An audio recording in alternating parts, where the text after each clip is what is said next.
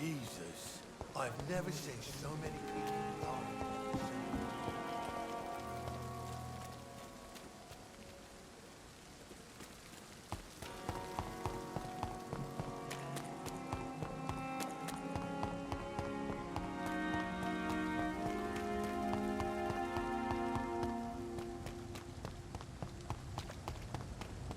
It seems the Priwen are redoubling their patrols in the district.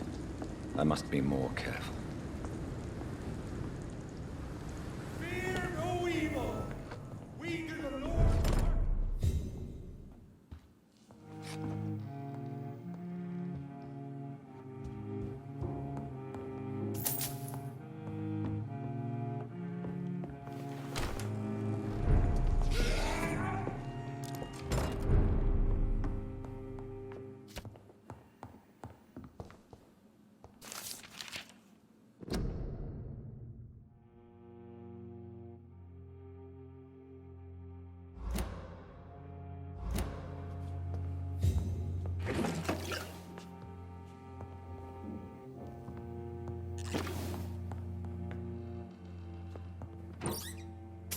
It's locked.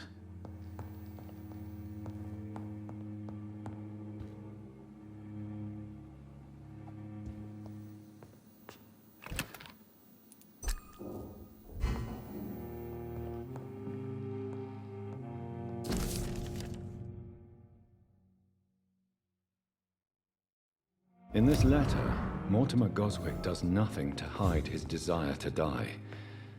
I could give it to his mother, but doing so would betray his trust.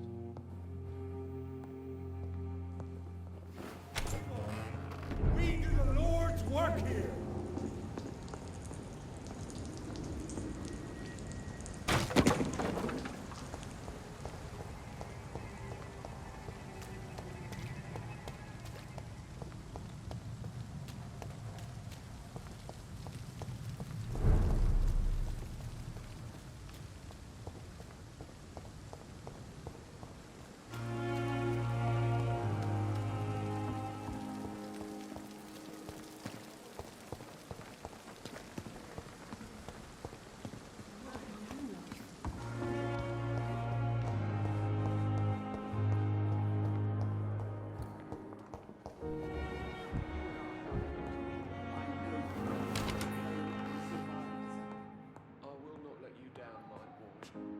Good evening, Mr. Goswick. How are you? I'm okay. How painful is your throat, Mr. Goswick? So painful I'd rather not talk at all, Doctor.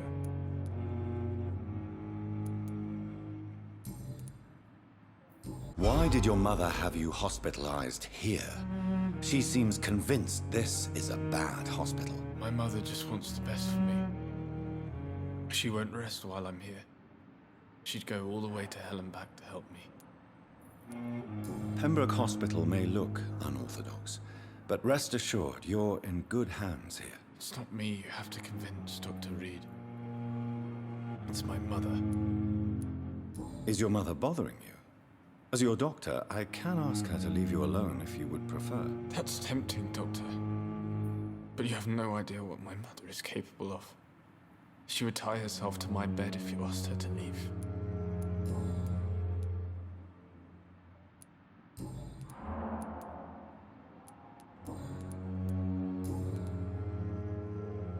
What can you tell me about the recent commotion in the hospital? I had shouting coming from the first floor. I was asleep when it started.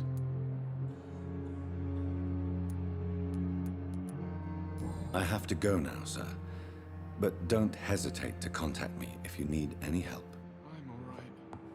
Don't waste your time with me. Good evening, Doctor. How is my son doing?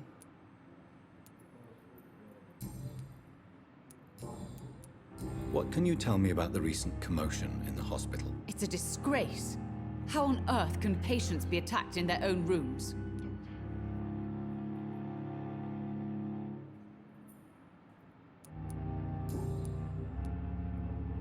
Do you realize your son could try to kill himself again? He might succeed next time. I think about it every minute. But I won't stop fighting for my son's future. That's how much I love him.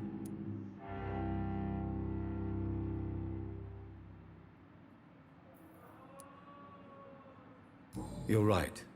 Your son's death was not fatal. And unlike many on their own, he is lucky to have you by his side. I can't give up on him. I just can't. I have conceded many times in my life, but giving up on my son is something I am incapable of.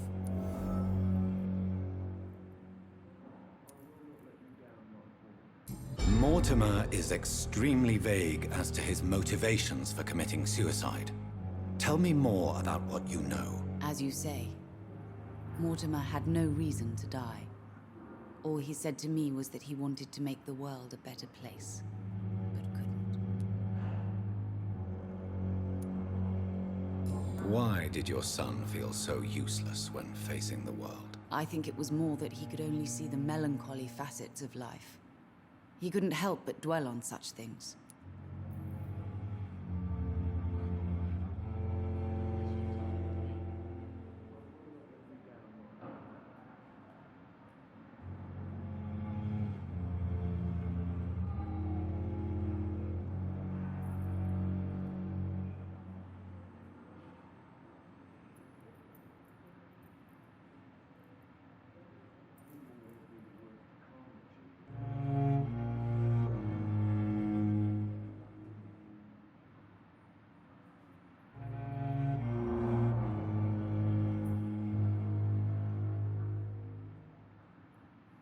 Good evening, sir.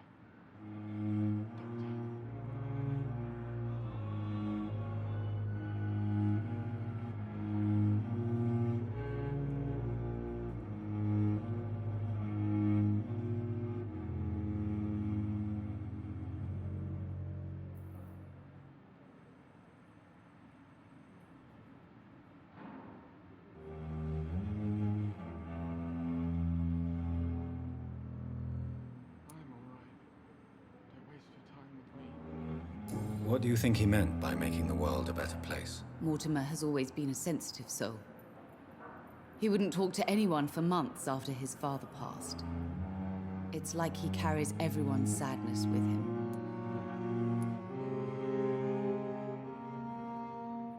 Good evening, sir. I have read your son's suicide note. It was not an impulsive gesture, nor was it his first attempt. He threatened to kill himself a few times before. But I never thought he would dare to punish me this much. Punish you? Why? I've known for a long time he was not happy with his life. But I always hoped he cared enough to avoid making me suffer like this.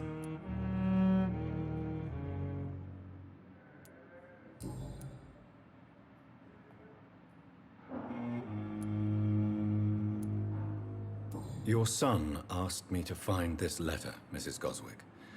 However, I thought it would be preferable to give it to you. I already know what I'm going to read. Mortimer, why are you acting in this way? I have done everything I can to help you, but it's not enough. We will talk about this letter later. I understand that you need some privacy. Before you leave, take this for your trouble. Thanks to you, my son still has a future. Perhaps.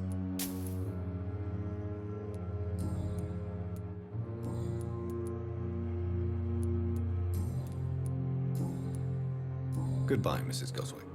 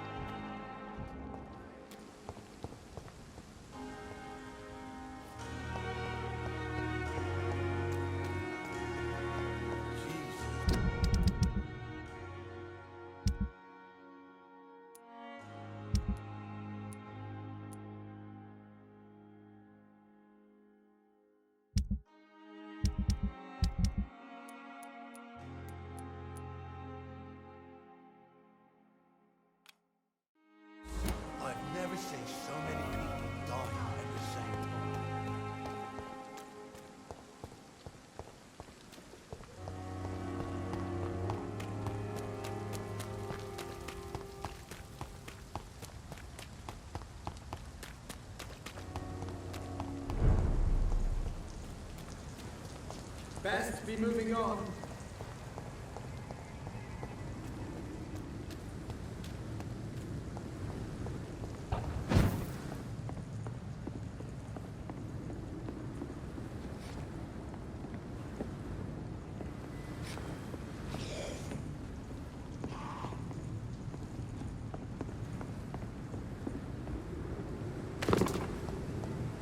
Die, vermin!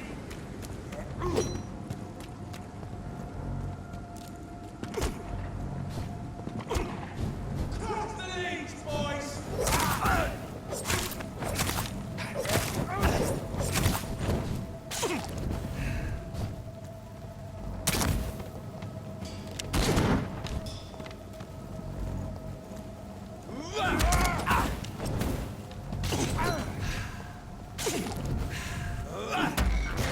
Speed bit!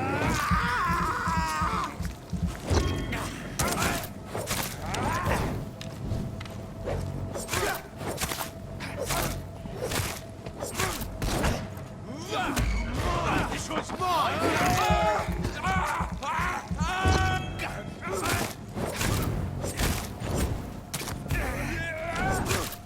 Fuck, he's dead!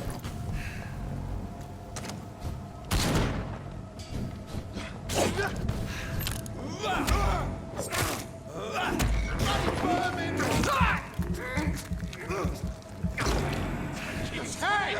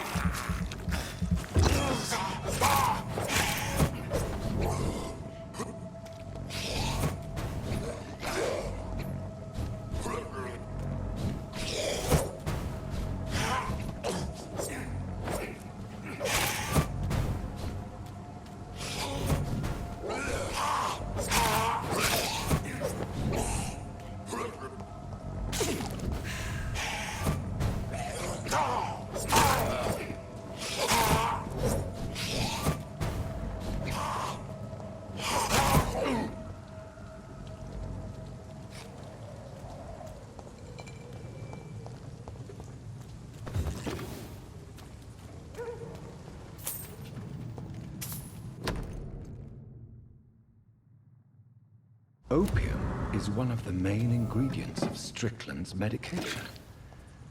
Never a good move.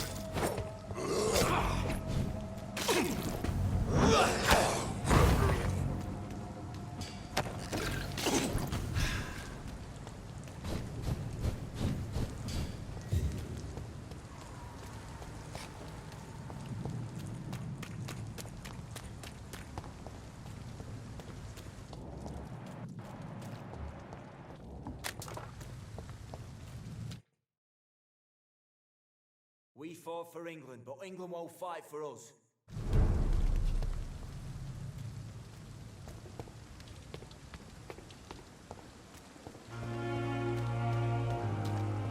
Jesus, I've never seen so many people dying at the same time.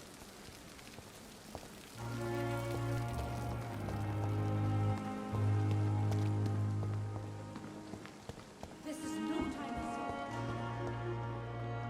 Time has lost its effect on me, but the suffering continues.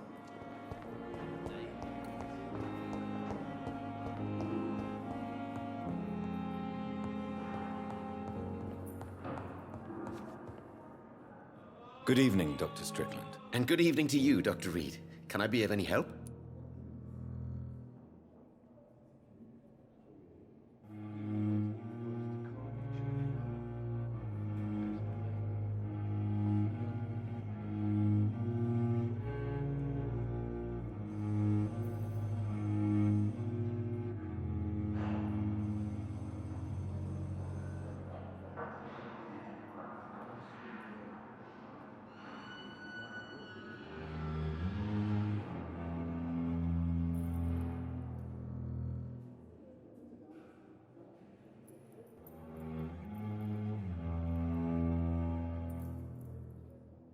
I will not let you down, my boy.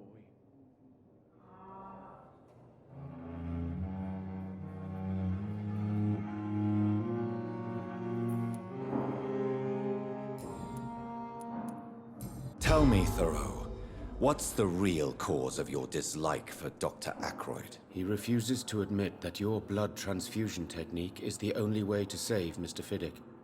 I'm convinced we must use it. What Dr. Ackroyd really said is that you lack the skill to perform this operation efficiently.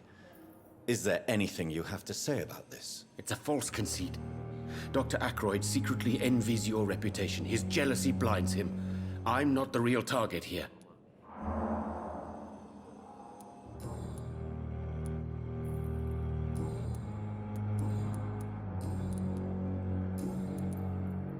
Can you tell me anything about the recent commotion in the hospital? I'm sure it was not your fault, Dr. Reed. My fault? What do you mean? Oh, nothing. It's just... I heard it was you who brought the murderer inside our walls. But you couldn't know, could you? I will not let you down, my boy. I located the shop, but it was vandalized, and the owner is missing. All I found was your order. I was afraid of such bad news. People are so desperate they're ready to burgle a shop for drugs. That's quite a list you ordered. Opium, sodium hypochlorite. It can't be just headaches you're trying to cure. This dreadful influenza, of course. I already ran some tests on hopeless cases. Without success, I must admit. Do you realize you could create a lethal poison without the correct dosage? Then there are the legal ramifications. Is this not true of any medical substance, Dr. Reed? However, if you would agree to improve it, I'd be glad to accept your help. As long as you promise to be scrupulous with your experiments. I may try to gather these substances, and even help improve upon the mixture. That's all I'm asking for, Dr. Reed. That's all I'm asking.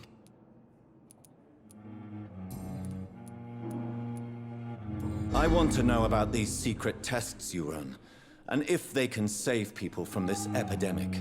Speak to me now, Thoreau. I know I may sound presumptuous, but I'm just following your steps, Dr. Reed. I'm casting away the shadows of ignorance by daring to face them. Self-confidence is essential in our line of work, my young colleague, but only if tempered with the correct amount of cynicism. But you never doubt yourself, Dr. Reed. I've read all your articles and books.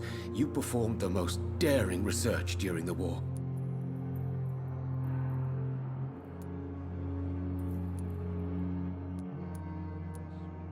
You have my support, Dr. Strickland. I know exactly what it feels like to battle an unknown disease with only your mind and force of will to help you. Thank you, Dr. Reed. You don't know what that means to me.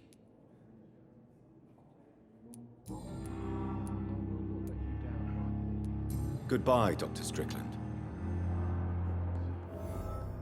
I can't let Strickland put his patients at risk with opium. Perhaps an adjusted formula will deliver more of a placebo effect.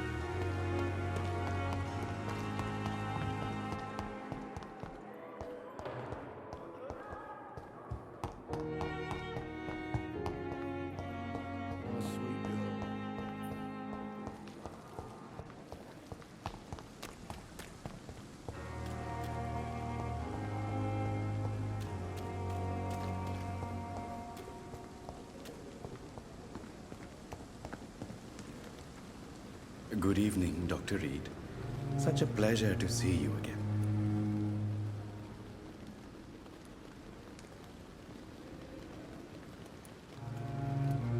Can you tell me anything about recent events in the hospital? Oh, goodness me. This whole story is such a shame, sir. I have no idea how it happened. What are you talking about? Poor Miss Jones. Her body is missing. Someone stole it. Miss Jones's body has gone missing. Yes. The body was brought here this morning, and now it's gone. Who could have stolen a corpse? That's exactly what I asked myself for the whole day. Who could do such a thing? These are terrible and shameful times, Dr. Reed.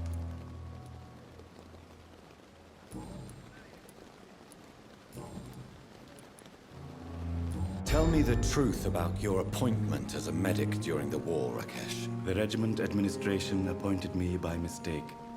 I had to learn the job on the spot, sir. Very hard, sir, but I rose to the challenge.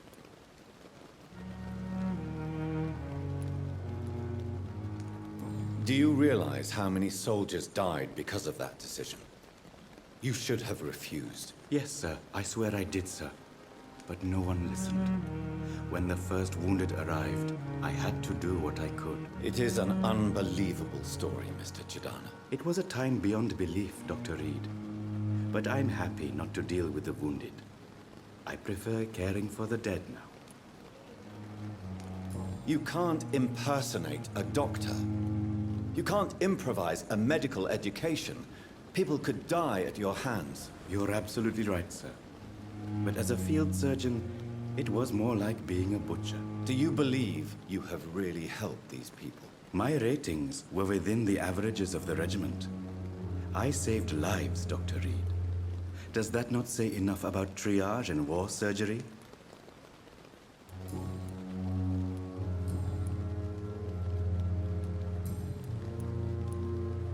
How dare you steal from the dead, Rakesh? Is that what your pawnbrokers is really about? These people are dead, sir. What they possessed could be useful for the living. And I'm sure they would agree if they could speak.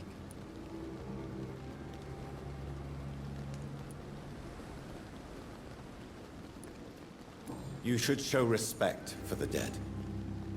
What about their loved ones who may treasure these items you sell? The bodies I watch over are the unwanted and undesired, sir.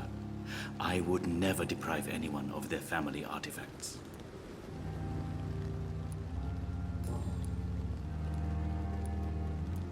Please show me what you have to sell. Of course.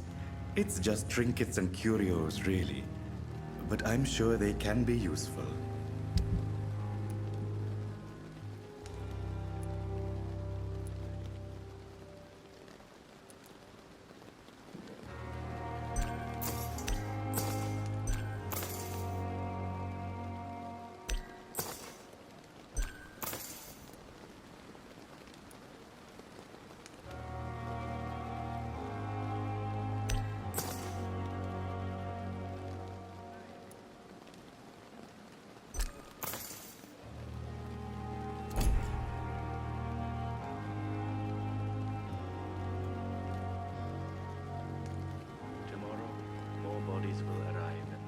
Sadly depart.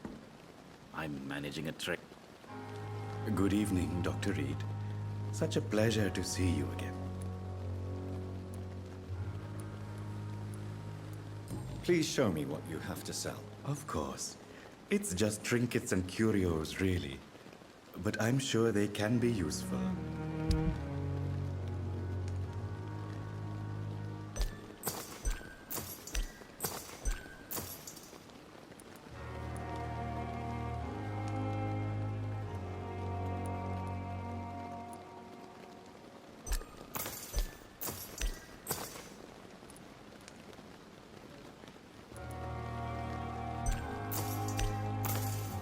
Never ceases to amaze me how you, the dead, seem peaceful and lost at the same time.